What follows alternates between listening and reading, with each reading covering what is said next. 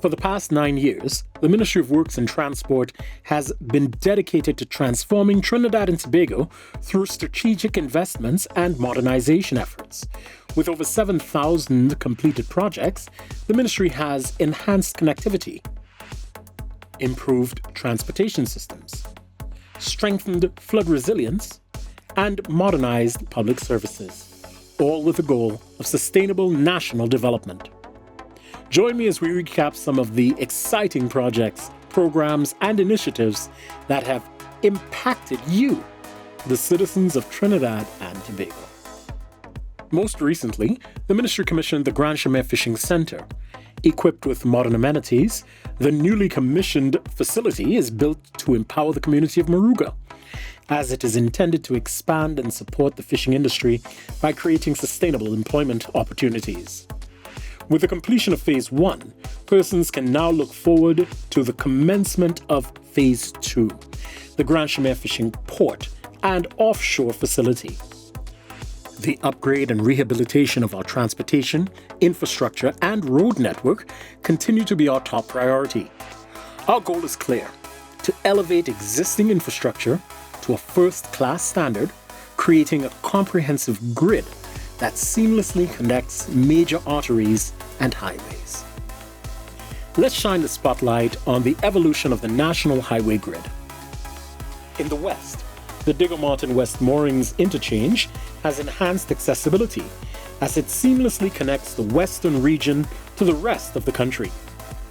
In the east, the Curep interchange and Phase 1 of the Valencia to Toco Highway have eased the congestion and ensured a smoother and safer commute to your destination.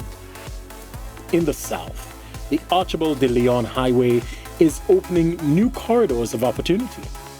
And shortly, we'll be commissioning the Camuto to Sangre Grande Highway with a connector road from Guayco Trace to the Eastern Main Road. This is set to improve accessibility and connectivity for the underserved communities in East Trinidad. But our work does not stop there. We have successfully executed over 1,600 infrastructure projects focusing on road rehabilitation, slope stabilization, traffic management, landslip repair, bridge repairs, and construction. A smoother, safer, and hassle-free commute is no longer a vision. It's a reality.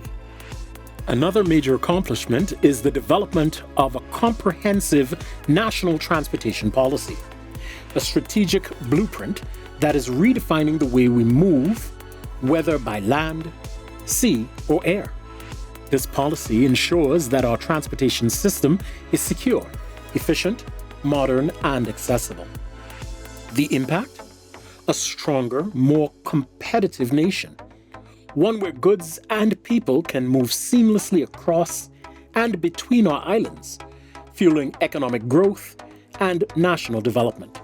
In the area of drainage, the ministry understands that the war against climate change and its impact require a multifaceted approach. And in so doing, we've employed several smart solutions to address the issue of flood management across the country. This is reflected in the over 2,700 drainage projects that we have completed, which consists of the National Desilting Program, the build-out of drainage infrastructure, the upgrade of pumps and gates, and the ongoing clearing of river mouths. For the first time in our history, the ministry has developed and is currently implementing a national strategic drainage plan, which is a significant step towards effective flood and watershed management. This comprehensive plan includes the build-out of structural and non-structural measures to address drainage across the country. Key projects from the plan, such as the cleaning and desilting of major waterways like the Caroni, Digger Martin, Couva, and Guacara rivers, are currently being executed. At the Ministry of Works and Transport, our portfolio extends beyond infrastructure and drainage. In an age of rapid transformation, the ministry continues to advance its digitalization agenda by enhancing the delivery of our licensing services. Some notable projects include the launch of the demerit point system, the fixed penalty notice system, the online provisional permit system, and the online appointment system. Additionally, our licensing division mobile office has served upwards of 16,000 customers across the country.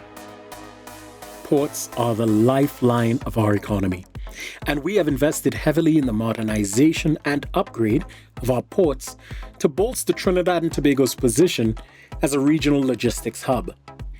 These strategic measures have redounded in our success, as most recently, the Point Lisas Industrial Port Development Company won the Caribbean Shipping Association's Port of the Year award.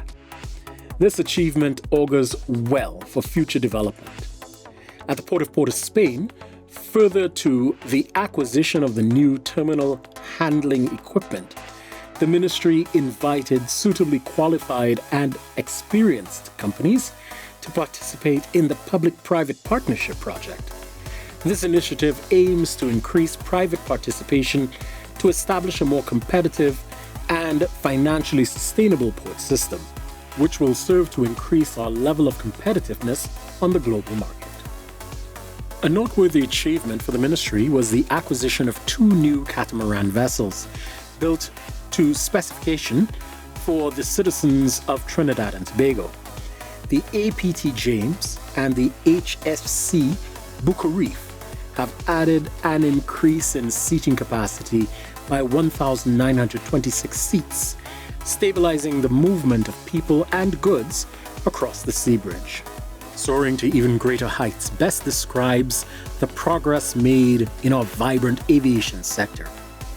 From hosting international aviation conferences to being recognized as the best airport in the Caribbean by the prestigious Skytrax World Airport Awards for 3 consecutive years, the Piarco International Airport continues to position itself as a major player in the international aviation industry.